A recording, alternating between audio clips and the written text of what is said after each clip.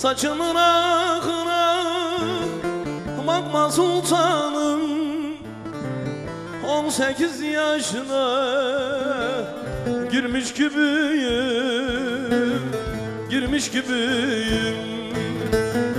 Belki senden 3-5 balım yaşıyım ama zincire vurulmuş aslan gibiyim.